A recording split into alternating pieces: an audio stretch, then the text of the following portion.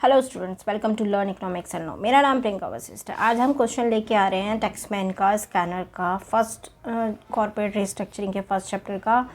बात करेंगे discuss the strategic alliance and joint venture as a corporate restructuring strategies के बारे में। यानी कि हमें टॉपिक उठाना है स्ट्रैटेजिक अलायंस और जॉइंट वेंचर के बारे में डिस्कस करना है in regards of corporate restructuring strategies के लिए। ये क्वेश्चन आया था आपका जून 2017 में, ओल्ड सिलेबस से 5 नंबर का। जून 2017 में आया था ये क्वेश्चन। तो बात करते हैं स्ट्रैटेजिक अलायंस की और आपका जॉइंट वेंचर की। इन दोनों में फ़र्क क्या है? देखिए, फ़र्क क्या है। स्ट्रैटेजिक अलायंस जो होती है जब आप तालमेल, वही है तालमेल। जॉइंट वेंचर में भी आप तालमेल करके चलते हो, दूसरे के साथ एग्रीमेंट बना के चलते हो, और स्ट्रैटेजिक अलायंस में भी आप दूसरे के साथ तालमेल बना के चलते हो किसी स्पेसिफिक गोल को अचीव करने के लिए, किसी स्पेसिफिक ऑब्जेक्टिव को अचीव करने के लिए। यदि आप दो कंपनियां हैं, वो मिलके कुछ करना चाहती हैं, कोई स्पेसिफिक गोल है उनका जिसे अचीव करने के लिए, वो आपस में अकेले नहीं कर सकती, मिलजुल के आपस में वो उस चीज़ को अचीव करेंगी। तो यहाँ पर क्या लिखा है स्ट्रैटेजिक अलायंस के बारे में? Strategic alliance is an agreement between two or more parties to cooperate with each other in order to achieve certain commercial objectives।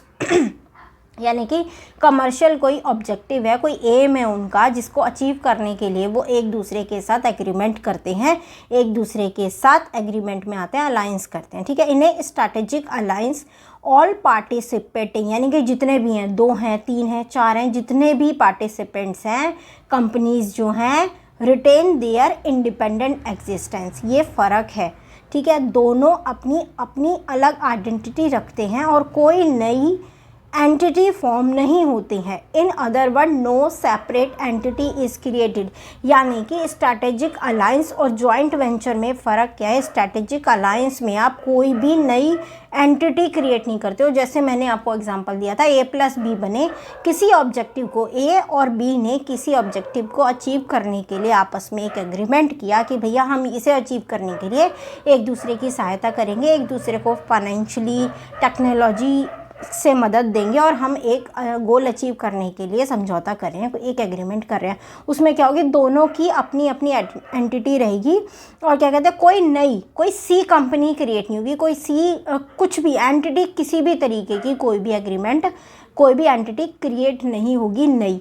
पर जॉइंट वेंचर में क्या होता है? जॉइंट वेंचर में एक नई आइडेंटिटी क्रिएट की जाती है, जिसमें क्या होगा, आप जिस रेशो में अपनी इक्विटी दे रहे हो, जिस रेशो में, जैसे A और B ने एक नई कंपनी, एक नई एंटिटी अपने किसी स्पेसिफिक गोल को अचीव करने के लिए एक सी को क्रिएट कर दिया। सी को बनाने के लिए जितनी ए ने, जितनी बी ने अपनी इक्विटी दी है, जितना अपना कंट्रीब्यूशन दिया है उसको बनाने में, उसे खड़ा करने में, उतना ही रेवेन्यू जब आएगा उसी हिसाब से उनका रेवेन्यू डिस्ट्रीब्यूट होगा, और यदि एक्सपेंडिचर आएगा तो उसी हिसाब से, उसी रेशो से उनका एक्सपेंडिचर भी डिस्ट्रीब्यूट होगा। तो हम बात कर रहे हैं फिलहाल स्ट्रैटेजिक अलायंस की। इसमें कोई नई एंटिटी क्रिएट नहीं होती, यानी कि सी क्रिएट नहीं होगा इसमें, मेरे एग्जाम्पल के थ्रू।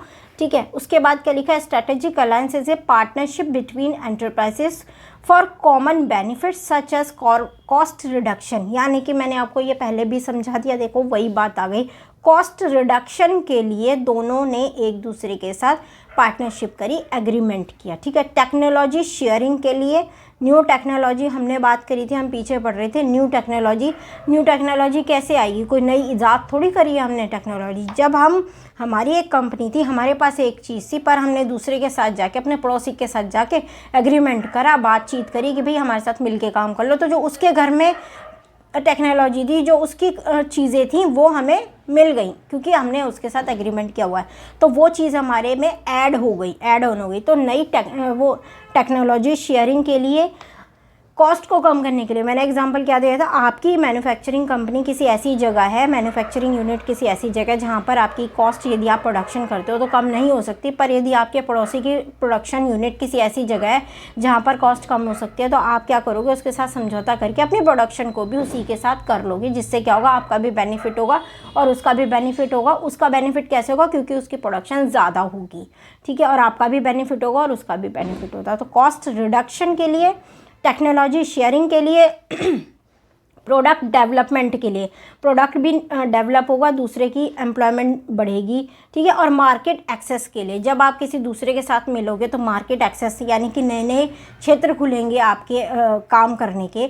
जब आप किसी के साथ, आप अपने ही घर में रहोगे तो नहीं कुछ पता पड़ता, जब आप बाहर निकलोगे अच्छा यहाँ पर ये चेंजेस हो गए, अच्छा ये हो गए। ऐसे ही कंपनीज़ में होता है, जब आप किसी दूसरे के साथ पार्टनरशिप करोगे, किसी दूसरे के संपर्क में आओगे तो जैसे नई बातें पता लगती हैं, ऐसे ही नई नई चीज़ें, नई नई टेक्नोलॉजी पता लगती है, नई नई मार्केट के बारे में पता लगता है, नई मार्केट एक्सेस होती है, ठीक है।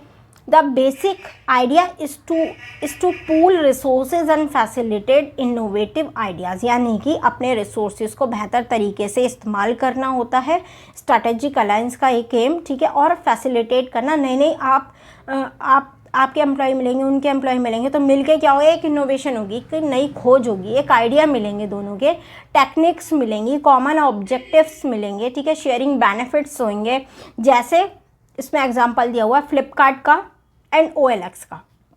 OLX और फ्लिपकार्ट दोनों मिल गए थे, OLX से भी अकेले बात नहीं बन रही थी और फ्लिपकार्ट से भी नहीं, दोनों ने स्ट्रैटेजिक अलायंस किया, ठीक है।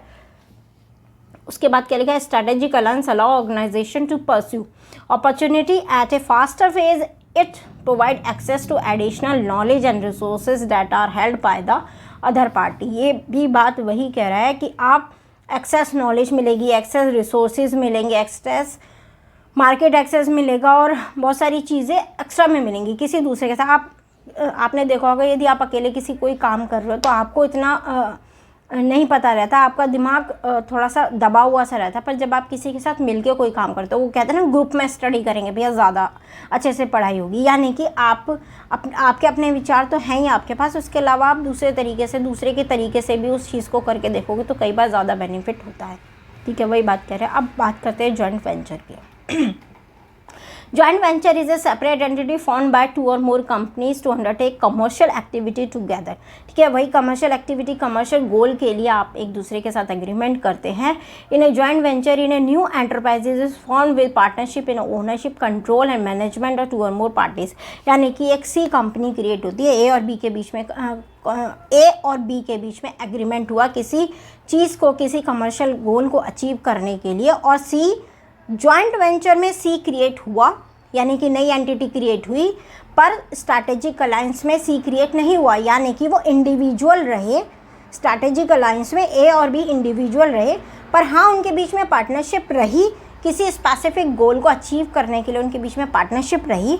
उन्होंने एक दूसरे की सहायता करी, टेक्नोलॉजी से भी और वैसे भी सब चीज़ हुई, पर एक सी क्रिएट नहीं हुआ, कोई नई एंटिटी क्रिएट नहीं हुई। पर जॉइंट वेंचर में एक नई एंटिटी क्रिएट हुई, जिसमें क्या हुआ, जिसमें यदि आप इक्विटी शेयर करोगे, जिसको आपने इक्वल पार्टनरशिप से क्रिएट किया, उसके एक्सपेंस भी उसी रेशो में बटेंगे, उसका रेवेन्यू भी उसी रेशो में बटेगा, ठीक है। ये फ़र्क है जॉइंट वेंचर में और स्ट्रैटेजिक अलायंस में, जो आपके उसमें लिखा है। The parties agree to contribute equity to form a new entity, यानी कि इक्विटी कंट्रीब्यूट करने के लिए दोनों पार्टी एग्री करती हैं, and sharing the revenue, expenses and capital of the company, ठीक है। उस कैपिटल को उसी रेशो में, जिस रेशो में आपने इक्विटी का शेयर करा है, इक्विटी दी है, उसी रेशो में आपका एक्सपेंस भी बटेगा और आपका रेवेन्यू भी बटेगा, ठीक है। जैसे विस्तारा एयरलाइंस का जॉइंट वेंचर हुआ था टाटा और सिंगापुर एयरलाइंस के साथ, ठीक है। ये एग्जाम्पल इन्होंने दे रखा है। ये यदि आप एग्जाम में लिख के आओगे तो आपके लिए काफ़ी अच्छा रहेगा, आंसर की प्रेजेंटेशन बहुत अच्छी हो जाती है इन सब चीज़ों से, ठीक है। एक जॉइंट वेंचर में भी 2 टाइप्स के हो सकते हैं, प्रोजेक्ट बेस्ड जॉइंट वेंचर होता है और एक फंक्शनल बेस्ड जॉइंट वेंचर होता है। प्रोजेक्ट बेस्ड हो गया, enter into A by the companies in order to achieve specific task, यानी कि एक पर्टिकुलर टास्क को, कमर्शियल एक्टिविटी को करने के लिए, पर्टिकुलर चीज़ को अचीव करने के लिए आप दोनों एग्रीमेंट में आए, इसे प्रोजेक्ट बेस्ड जॉइंट वेंचर बोलेंगे। Functional based joint venture is entered into by a company in order to achieve mutual benefit, यानी कि आपको भी बेनिफिट होगा, मेरे को भी बेनिफिट होगा, कोई प्रोसेस चल रहा है, कोई चीज़ें चल रही हैं, उसमें आपने क्या करा, भाई तुम भी कर रहे हो मैं भी कर रहा हूँ, एग्रीमेंट में आ जाते हैं, दोनों को बेनिफिट होगा, ठीक है। तो उसको आप फंक्शनल बेस, यानी कि कोई फंक्शन चल रहा है, कोई स्ट्रैटेजी चल रही है, आप रूटीन में अपना कोई काम कर रहे हैं और आपका पड़ोसी भी कोई काम कर रहा है, तो उन्होंने दोनों ने आपस में देखा कि भैया यदि हम मिलके काम कर लेंगे तो अच्छा होगा, तो आपने एग्रीमेंट करके एक functional based joint venture create कर लिया। ठीक है। Joint venture provide access to assets, knowledge, fund from both of its partners. It can combine the best feature of those companies without altering the parent company. ठीक है। इसके बाद आप इसके ये सब चीज़ें शेयर करते हो, नॉलेज, असेट्स, फंड्स। ठीक है। और इस partners it can combine best feature for those companies without altering the partner parent companies. ठीक है। ठीक है। यदि आपको समझ में आया हो तो लाइक करना चाहिए, को यहाँ तक यदि वीडियो देख रही है तो चैनल को लाइक करना, शेयर करना। ठीक है। और सब्सक्राइब करना, और कोई डाउट हो तो पूछना। ठीक है। बाय।